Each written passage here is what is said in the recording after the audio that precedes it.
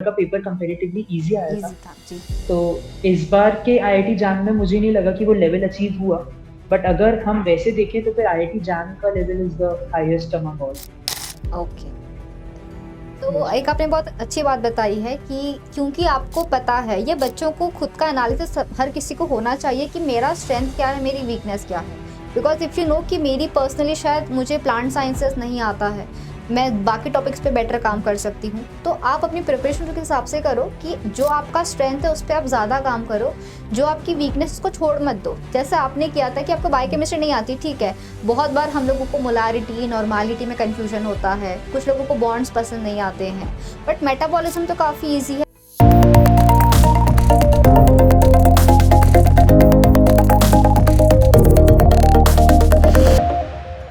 Hello everyone, welcome to IFS. I hope you all are doing fine. And आज हमारे साथ में connected है हमारे एक स्टूडेंट, एंड इन्होंने रिसेंटली क्वालिफाई किए हैं कुछ major MSc entrance examinations. How good is that इन्होंने क्वालिफाई किया है TIFR as well as IIT JAM as well as CUET as well as GAT B. So let's know his journey, कैसे की थी preparation, कैसे हो सकता है कि क्या सिलेबस पढ़ा कि चारों एग्जाम्स उन्होंने टारगेट कर लिया था। Let's know everything from him. So let's welcome Arin. How are you doing? Good evening, ma'am. I am doing great. Oh, How are you? I am also good. Thank you for asking, dear. So first of all, a big congratulations to you for your GAT-B result. Please share your score. आपका rank क्या आया है, बताइए हमें। Ma'am, thank you for congratulating. I scored 152.5 Mm-hmm. and the rank I secured is 75. Okay, great. So that's wonderful Yes, ma'am. Rank as well as score, क्योंकि हमको पता है गैट-बी में सीट्स काफ़ी सारे हैं, and I am very much sure कि आप जो भी आप चाहते हो वो आपको कॉलेज मिल जाएगा। एंड जैसे कि आपने मुझे बताई है बातें, एंड मैं जानती भी हूँ कि आपने क्वालिफाई किए हैं जितने भी हमारे एमएससी एंट्रेंस का एग्जामिनेशंस की हम हमेशा बात करते हैं, you have qualified all the exams with good marks. तो पहले तो अब बिग कॉन्ग्रेचुलेशंस। शुरुआत से स्टार्ट करते हैं। सबसे पहले टिफर का एग्जाम आया होगा दिसंबर में, तो बताइए क्या था उसका रिजल्ट और क्या अपडेट है उस पर। मैम, टिफर के एग्जाम में actually we don't get a score card and anything, so okay. It's just a list of students जिन्होंने क्वालिफाई किया एग्जाम। हम्म। तो I qualified that exam and after that जो अलग अलग कॉलेजेस हैं जो टिफर के बेसिस पे एडमिशंस लेते हैं, वो लोग हम्म। अपनी लिस्ट सेपरेटली निकालते हैं। ओके। तो among them I was shortlisted in tipper Hyderabad and hmm. I am waiting for the final result. Okay, great great. So I think that was a yes ma'am. Success. आपको call interview वगैरह तक पहुंचे हो आप, तो बहुत बढ़िया बात है। What about the next IIT jam? जैसे हम सबने देखा था पेपर बहुत इजी आया था, what do you think, yes क्या मैम। था आईआईटी जैम का status? Ma'am actually IIT JAM में I scored 56 marks out of 100 okay. and the rank I secured is 685. Okay. So I could have done better. I hmm. regret it now that, but still I was satisfied with my but performance. You have Like, qualified, yes, so ma'am, I have that's also a qualified. good thing, that's also a good thing. Okay, and what about the CUET? आपने कौन कौन से CUET exam दिया था and क्या score है, कुछ अगर आपको याद हो तो? मैम मैंने 3 CUET एग्जाम्स दिए थे, microbiology, plant biotechnology and life sciences. Okay. So CUET microbiology में I score 200 out of 300। Hmm. CUET plant biotechnology में I score 220 out of 300 okay, and CUET life sciences में I score 195 out of 300। Great. So I think आपने more then Yes, 50-60% score किया है सारे exams के अंदर, ये बहुत ही अच्छी बात है। CUET एग्जाम का पैटर्न इस साल से चेंज हुआ था हमारा, जिसमें एप्टीट्यूड वगैरह नहीं पूछा जाता है, सिर्फ सब्जेक्ट का पूछा जाता है। तो क्या लगता है आपको, yes, ये अच्छा चेंज है या कुछ नेगेटिव इम्पैक्ट है इस चेंज का सीयूटी एग्जाम पे? मैम आई थिंक ये अच्छा चेंज है because hmm.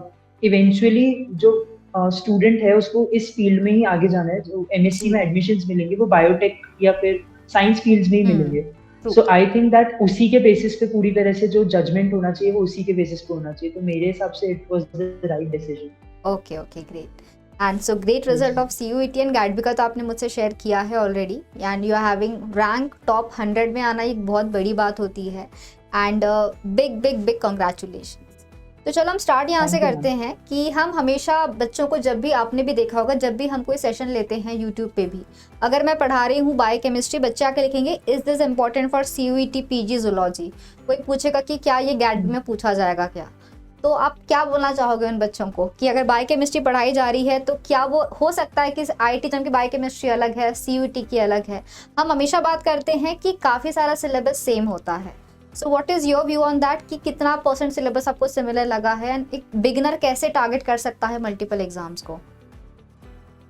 Ma'am, as a beginner myself I think कि सबसे पहले तो बेसिक्स क्लियर होना is the most important thing of all. जैसे अगर आपने बायोकेमिस्ट्री का एग्जांपल लिया है, so if I talk about myself, I think मेरी biochemistry is a bit weak as compare to my other areas of knowledge in the same subject. Okay. So if I talk about myself, I think that I didn't had that much mastery in biochemistry, but still I managed to make my basis strong. तो उसके लिए मैंने basics में जो cycles हैं important, या फिर जो भी स्ट्रक्चरल बायोकेमिस्ट्री है पूरी, proteins, carbohydrates, everything, so I studied that very thoroughly. And if we talk about the commonality of the syllabus in the exams, I think that IIT JAM में usually level higher आता है, but as you said कि इस बार का paper comparatively easy आया था जी. तो इस बार के IIT JAM में मुझे नहीं लगा कि वो लेवल अचीव हुआ, बट अगर हम वैसे देखें तो फिर IIT JAM का level is the highest among all. Okay. तो एक आपने बहुत अच्छी बात बताई है कि क्योंकि आपको पता है, ये बच्चों को खुद का एनालिसिस हर किसी को होना चाहिए कि मेरा स्ट्रेंथ क्या है, मेरी वीकनेस क्या है. बिकॉज इफ़ यू नो कि मेरी पर्सनली शायद मुझे प्लांट साइंसेस नहीं आता है, मैं बाकी टॉपिक्स पे बेटर काम कर सकती हूँ, तो आप अपनी प्रिपरेशन के हिसाब से करो कि जो आपका स्ट्रेंथ है उस पर आप ज़्यादा काम करो, जो आपकी वीकनेस को छोड़ मत दो. जैसे आपने किया था कि आपको बायोकेमिस्ट्री नहीं आती, ठीक है, बहुत बार हम लोगों को मोलारिटी नॉर्मालिटी में कन्फ्यूजन होता है, कुछ लोगों को बॉन्ड्स पसंद नहीं आते हैं, बट मेटाबॉलिज्म तो काफ़ी ईजी है, वो आपको 2-3 जगह और पढ़ने मिलता है. माइक्रोबायोलॉजी में आता है मेटाबॉलिज्म, तो मल्टीपल टाइम्स यू स्टडी. कुछ टॉपिक्स है बायोकेमिस्ट्री के, जैसे कि लिपिड्स है, न्यूक्लियोटाइड्स है, which you study in molecular biology. So ये एक अच्छी बात है आपकी कि आपने बायोकेमिस्ट्री को पूरा नहीं छोड़ा, जितना आप कर सकते थे कुछ टॉपिक्स उसको आपने किया. And I am very much sure कि वहाँ से अगर कोई क्वेश्चन आया होगा, 1-2 क्वेश्चन मेटाबॉलिज्म, ग्लाइकोलिसिस, TCA से, तो 1-आध क्वेश्चन आपको दिख ही जाता है एग्जाम के अंदर, तो वो आप अटेम्प्ट कर पाए होंगे. So that's a wonderful strategy. Don't leave anything completely. जो नहीं आता है उसमें से शायद कुछ तो आता होगा आपको, वो आप ट्राई कर सकते हो. That's great. And tell me how you manage, आप कॉलेज और बाकी की पढ़ाई कैसे मैनेज करते थे? मैम एक्चुअली कॉलेज जो है वो 9 to 4 होता था, तो मोस्टली मैं ये ट्राई करता था कि जितनी भी फ्री क्लासेस हैं उनमें कोशिश करूं कि कुछ ना कुछ भले ही रिवीजन ही कर लूं. कोई नया टॉपिक अगर नहीं हो पा रहा है कॉलेज में तो पुराना किसी टॉपिक को और स्ट्रॉन्ग करने की कोशिश करता था. फिर after 4 I came back to my room and then relax for a bit, and then from 6 o'clock around I started to study almost every day. And I am a night person as compared to an early morning bird, so I studied till 3 or 4 in the night easily, 2:30 to 3 almost every day. So आपका fix था, and this also good thing that, and you are admitting it. बहुत लोग admit नहीं करते कि नहीं मैं तो रात में नहीं जागता हूँ या जागती हूँ, बट यू शुड नो हर कोई मॉर्निंग पर्सन नहीं हो सकता है. I am a morning person. मैं 11 के बाद शायद पढ़ ना पाऊँ बिल्कुल, but I can wake up at 4 o'clock and I can start study. Not for you. आपको पता है कि नहीं मेरी पढ़ाई रात में आराम से होती है, तो आपने कॉलेज भी मैनेज किया है, पढ़ाई भी मैनेज की है, एंड दैट्स एक्चुअली कमेंडेबल. सो जो हम लोग हमेशा एग्ज़ाम्स की बात करते हैं, TIFR, जितने भी आपके एग्ज़ाम्स होते हैं, हम हमेशा एक चीज़ पे बहुत एम्फेसाइज करते हैं कि आपको टॉपिक समझना बहुत अच्छी बात है, बट हम प्रैक्टिस क्वेश्चन पे बहुत ज़्यादा एम्फेसाइज करते हैं. So what do you think, what is the importance of practicing more and more questions, चाहे PYQs हो चाहे प्रैक्टिस क्वेश्चंस हो, क्या इंपॉर्टेंस है उसका? मैम मेरे हिसाब से प्रैक्टिस क्वेश्चंस को अगर हम सॉल्व करते हैं तो हमेशा टाइम के साथ सॉल्व करना चाहिए. मेरे हिसाब से प्रैक्टिस क्वेश्चंस का इम्पोर्टेंस तभी हमको एक्चुअली में प्रैक्टिस क्वेश्चंस बेनिफिशियल हमारे लिए तभी होता है जब हम टाइम के साथ उसको सॉल्व करें. हमें अगर जैसे फॉर एग्जांपल CUET में हमें 75 क्वेश्चन सॉल्व करने होते हैं in 105 minutes, that is less than 2 hours. That is just 1 hour 45 minutes. So if we don't have a strong grip on time, हम लोग वो 75 क्वेश्चंस रीड भी नहीं कर पाएंगे. And similarly in GAT-B as well, GAT-B में we have so many questions. We have 100 questions in section B and we have so many questions in section A as well. So according to me, that practice questions are very important, but only if you do them with a time range, with a specified amount of time. बिल्कुल, तो आपने बिल्कुल वो 2 important exams बताए हैं. Yes, I agree, because GAT-B में भी आपको क्वेश्चंस ढूंढने होते हैं, तो टाइम लगता है कि आपको पूरे पढ़ने हैं 100, उसमें से आपको 60 जो आपको आते हैं वो ढूंढने हैं. Similar with CUET, length question का काफ़ी बड़ा होता है, असर्शन रीजन है, सेंटेंस स्टेटमेंट वाले क्वेश्चंस होते हैं. आई थिंक IIT एग्जाम में बहुत टाइम मिलता है, वो बच्चों ने मुझे बोला भी है कि मैम उसमें काफ़ी टाइम होता है, क्वेश्चंस कम होते हैं तो. But yes, you mention very true कि ये 2 एग्जाम्स के लिए प्रैक्टिस बहुत ज़रूरी है. एंड आपने जो टाइमर की बात की है बिल्कुल सही बात है, क्योंकि आपको क्वेश्चन करेक्ट भी करना है और आपको फास्ट भी करना है, क्योंकि आपके लिए टाइम भी एक भाग रहा है, प्लस गलत करोगे तो नेगेटिव में जाओगे, सिलेक्शन नहीं होगा. तो दोनों चीज़ें साथ साथ में चलती है. बिल्कुल सही बात है स्टूडेंट्स. तो जो भी हमारे न्यू एस्पिरेंट्स है प्लीज़ ध्यान से सुनना. चलो मैं आपको ये नहीं बोलूँगी शुरुआत से टाइमर लगा लो, शायद आप शुरुआत में 5, 10, 15 क्वेश्चंस ऐसे ही आराम से सॉल्व करो, चलेगा. Once you know the techniques, फिर आपको टाइमर के साथ करना चाहिए बिल्कुल, कि कितने कम टाइम में आप लोग मैक्सिमम क्वेश्चंस के करेक्ट आंसर्स फाइंड आउट कर सकते हैं. एंड ये what about the full length mock test, we always emphasize you कि जंग के पहले उसको एक बार लड़ना सीख लो मॉक टेस्ट देके. तो मॉक टेस्ट का क्या इंपॉर्टेंस होता है? मैम, मॉक टेस्ट से जो एग्जाम प्रेशर है उसका एक आइडिया लग जाता है. सबसे इम्पोर्टेंट एस्पेक्ट ही मॉक टेस्ट का यही है, क्योंकि अगर हम शुरू से प्रैक्टिस क्वेश्चंस टाइम के साथ सॉल्व करेंगे तो हमें एक टाइम का आइडिया तो लग जाएगा. बट मैम, एक वो एग्जाम हॉल में जब हम बैठते हैं तो वो एक जो प्रेशर फील होता है, वो प्रेशर हम लोग ऐसे जनरली प्रैक्टिस क्वेश्चंस में नहीं एक्सपीरियंस कर सकते. मॉक टेस्ट जो है वो एग्जाम पैटर्न से काफी ज्यादा सिमिलर होता है, तो हमें एक आइडिया लग जाता है. जैसे अगर किसी एग्जाम में मल्टीपल सब्जेक्ट्स हैं, जैसे GAT-B ही है, तो हमें एक आइडिया लग जाता है कि किस सब्जेक्ट में हमें कितना टाइम इन्वेस्ट करना है. अब being biology students, obviously our maths is not that strong as it is for those science and maths students. So GAT-B में वो लोग मैथ्स भी पूछते हैं, तो हमें ये आइडिया लग जाता है मॉक टेस्ट से कि क्वेश्चन का लेवल क्या होगा, क्या हो सकता है, और हमें मैथ्स में कौन से टॉपिक्स पे ज्यादा एम्फेसिस देना है. For example, limits is very important, that probability is very important. So some of the topics we get an idea from these mock tests only, that we should give more emphasis to these topics. So this is the importance of mock tests, that you can feel the exam pressure before exam. बिल्कुल. So yes, pressure handle हो जाएगा. जैसा आपने बताया कि आप सारी strategies बना लोगे कि मुझे पहले कौन से पार्ट से सॉल्व करना है, कितना टाइम लग रहा है. बहुत लोगों का होता है कि वो आराम से बस पेपर को 2-3 हिस्सों में बांट के सॉल्व करते हैं. पहले 25, बाद के 25. किसी का होता है कि पहले पार्ट भी पूरा पढ़ लो, फटाफट से जितना आता है सॉल्व करो, फिर सेकेंड थर्ड राउंड में बाकी क्वेश्चंस को टारगेट करो.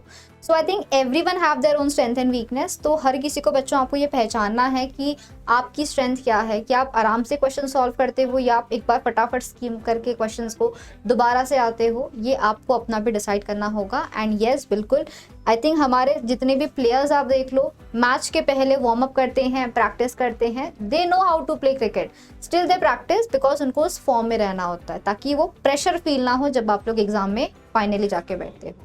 That's actually wonderful. And GAT-B की एग्जाम की बात करूँ मैं, तो इसमें आपको फिजिक्स, केमिस्ट्री, मैथ्स भी होता है. और आपने अभी बताया है कि मैथ्स से हम लोग भागते हैं, तो PCM ग्रुप को छोड़ के क्या क्या GAT-B क्वालिफाई हो सकता है? व्हाट डू यू थिंक, या करना ही पड़ेगा? Yes ma'am.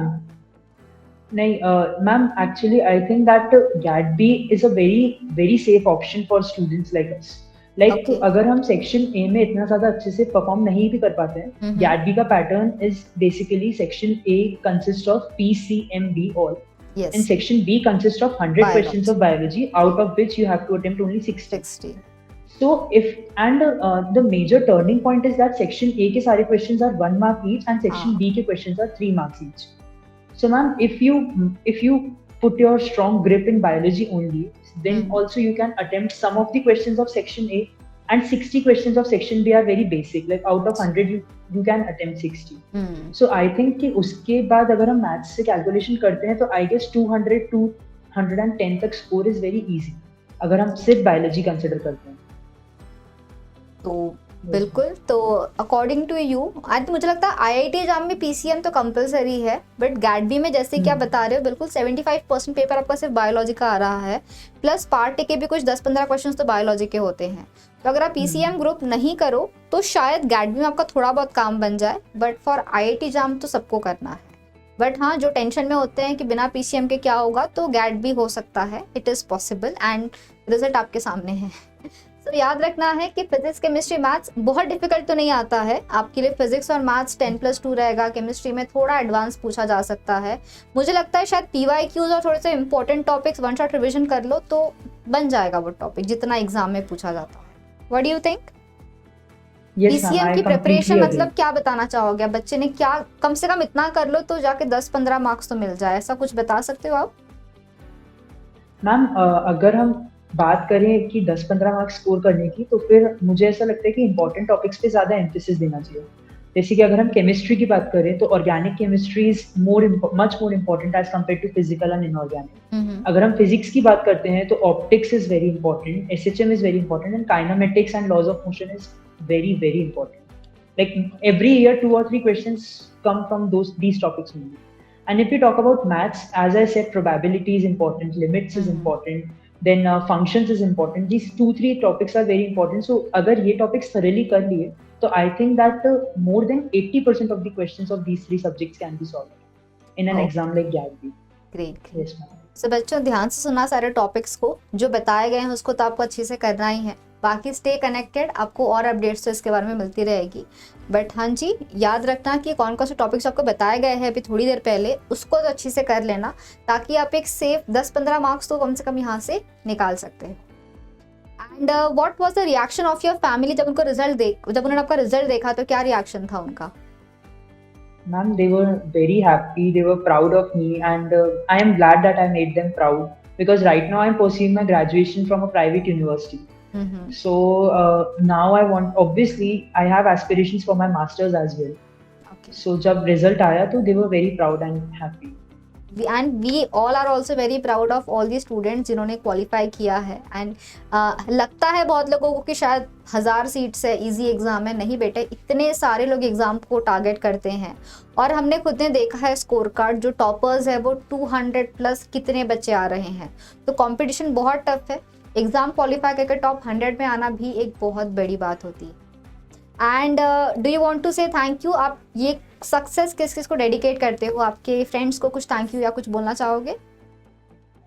मैम सबसे पहले तो मैं अपनी फैमिली को डेडिकेट करता हूँ अपनी success. Like they always had my back and they always supported me. My friends, my roommate always encouraged me. Like he also gave the same exams, so he always encouraged me to push myself harder.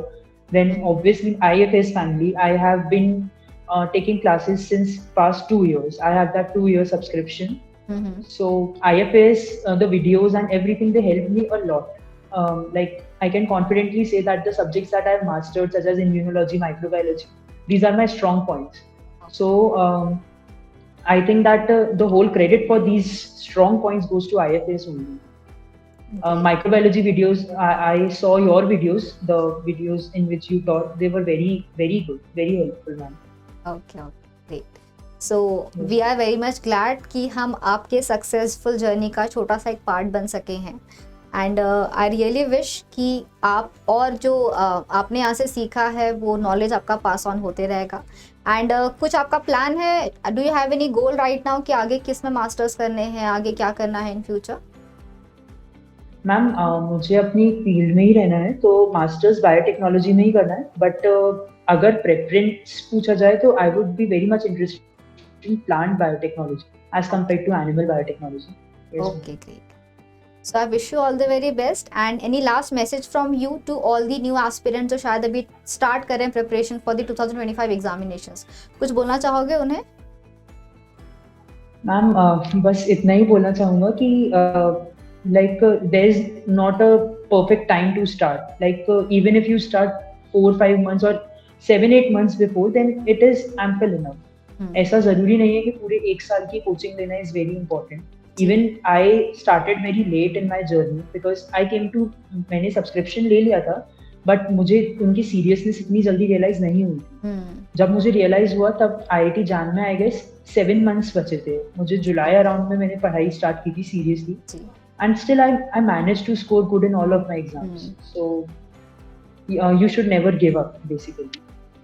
So I think yes, जब उन्हीं का forms आ जाते हैं, dates आ जाती है, that time students थोड़े ज़्यादा serious हो जाते हैं कि अभी डेट आ गई है, अब टाइम नहीं बचा है। Otherwise they are like okay ठीक है, धीरे धीरे धीरे स्टार्ट होता है, बट जो बूस्ट मिलता है प्रिपरेशन को, that is after the notification.